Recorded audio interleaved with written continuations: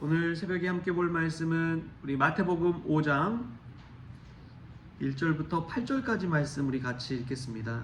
마태복음 5장 1절부터 8절까지 말씀 우리 같이 읽겠습니다. 예수께서 무리를 보시고 산에 올라가 앉으시니 제자들이 나아온지라 입을 열어 가르쳐 이르시되 심령이 가난한 자는 복이 있나니 천국이 그들의 것이며 애통하는 자는 복이 있나니 그들이 위로를 받을 것이며 온유한 자는 복이 있나니 그들이 땅을 기업으로 받을 것이며 의에 줄이고 목마른 자는 복이 있나니 그들이 배부를 것이며 긍휼히 여기는 자는 복이 있나니 그들이 긍휼히 여김을 받을 것이며 마음이 청결한 자는 복이 있나니 그들이 하나님을 볼 것이며. 아멘. 할렐루야. 말씀 가운데서 귀한 하나님의 은혜가 저와 여러분에게 있길 바랍니다. 말씀을 통해서 우리가 은혜 받고 행복한 사람들이 되었으면 좋겠습니다. 오늘은 긍휼히 여기는 자의 복에 관해서 또 하나님의 은혜를 나누고자 합니다. 클레몬트 수업을 듣는데 프랭크 로저스라는 교수님이 이제 긍휼 수업을 하셨어요. 그래서 그분이 쓴 예수의 길이란 그 책을 통해서 읽고 또 서로 나누고 하는 그런 긍휼에 관한 수업을 받았습니다. 그런데 거기 보면 이제 우리가 그냥 믿음 생활한다는 것에 대해서 예수님이 어떤 시선을 가지고 사람을 바라보고 세상을 바라보았는지 그것을 알려주는데 그 예수님의 시선, 이 관점이 긍휼로 바라보는 시선이었다. 그렇게 이제 말씀을 하시더라고요. 근데 평소에는 이제 긍휼이란 말을 잘 안 쓰잖아요. 평상시에 쓰지 않는 용어인데 긍휼이란 게 무엇일까 할 때 성경에 자주 이제 반복해서 나옵니다. 우리 말씀 마태복음 9장 13절에 보면 이런 말씀이 나와요. 너희는 가서 내가 긍휼을 원하고 제사를 원하지 아니하노라 하신 뜻이 무엇인지 배우라. 또 9장 36절에 보면 무리를 보시고 불쌍히 여기시니 이는 그들이 목자 없는 양과 같이 고생하며 기진함이라. 불쌍히 여기셨다고 나오고요. 우리가 잘 아는 이제 오병이어의 기적을 베풀 때도 마태복음 14장 14절에 보면은 예수께서 나오사 큰 무리를 보시고 불쌍히 여기사 그 중에 있는 병자를 고쳐 주시니라. 그러면서 베풀었던 기적의 역사가 오병이어의 기적입니다. 이러한 단서가 붙어요. 예수님께서 누군가를 고치시고 먹이시고 은혜를 베푸실 때 그러한 사람들을 긍휼의 눈으로 바라봐다는 것이죠. 세상을 보는 눈이 얼마나 중요한지 모릅니다. 사람을 보는 눈이 우리가 긍휼의 눈으로 보는 것과 시기의 눈으로 보는 것 얼마나 큰 차이가 있는지 몰라요. 긍휼의 눈으로 본다는 것은 그 사람과 나를 하나로 보는 것입니다. 뉴스에 볼 때도 여러분 안 좋은 뉴스가 얼마나 많이 있어요. 뭐 하늘이 사건도 그렇고 가슴 아픈 일들이 많이 있잖아요. 예전에 이제 세월호 사건도 그렇고 갑작스러운 그런 일들을 볼 때에 긍휼의 눈으로 보게 되면은 정말 마음 아픕니다. 내 자식, 내 자녀, 내 가족에게 일어났다고 그 일이 생각된다면 얼마나 마음이 아픈지요. 그게 이제 긍휼히 여기는 마음, 나와 같은 동일시 여기는 마음이라고 볼 수가 있는 것이죠. 그때에 그 사람을 대하는 것도 그렇고 그 일을 대하는 것도 그렇고 전혀 다른 눈으로 대하게 되는 것입니다. 우리가 세상을 바라볼 때 우리 주님께서는 긍휼히 여기라고 그렇게 이야기합니다. 왜냐하면 하나님께서는 누군가에게 베푼 그 긍휼을 통해서 하나님도 나중에 그 사람에게 똑같이 긍휼을 베풀어 준다는 거예요. 여러분 이 사실을 꼭 기억해야 됩니다.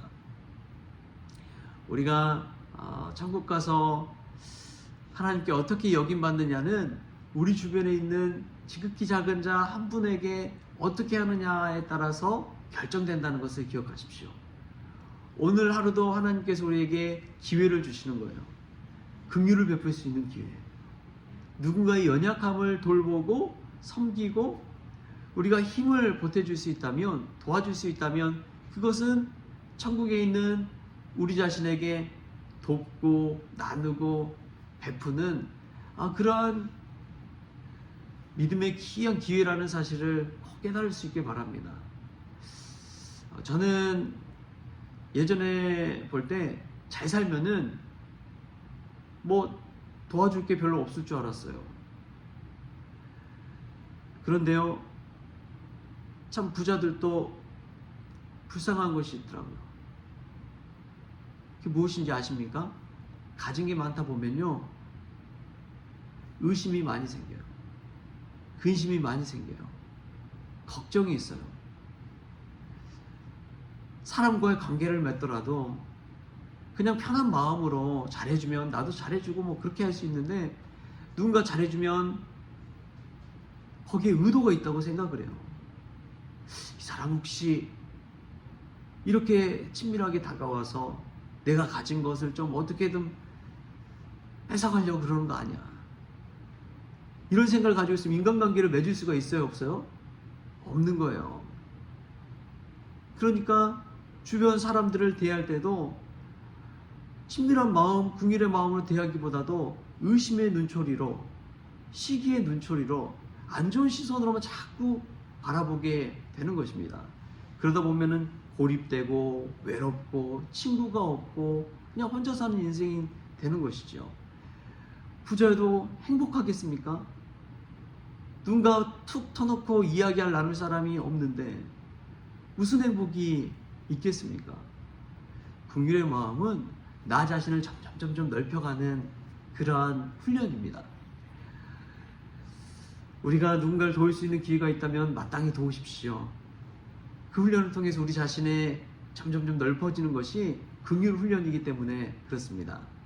그리고 잘 안 된다면 내가 믿는 예수님이 누군가를 불쌍히 여기시고 측은히 여기셔서 나누시고 베푸셨던 그 사실, 그 말씀, 그 성령을 기억하시고 그렇게 해서라도 긍휼을 한번 베푸는 그런 저와 여러분이 될 수 있게 바랍니다. 시선의 눈이에요. 어떤 시선으로, 어떤 믿음의 눈으로 바라보느냐 하는 것입니다. 또 보면은 오늘 8절 말씀에 이런 말씀이 나오죠. 마음이 청결한 자는 복이 있나니 그들이 하나님을 볼 것이며. 하나님을 보는 사람들의 마음은 깨끗한 마음입니다. 그냥 늘 이 단정하게 씻고 깨끗하게 다니는 사람들이 이 마음이 깨끗한 사람이 아니라 일상 가운데서 하나님을 보는 사람들이 깨끗한 사람, 청결한 사람이라고 성경은 이야기하는 것이죠.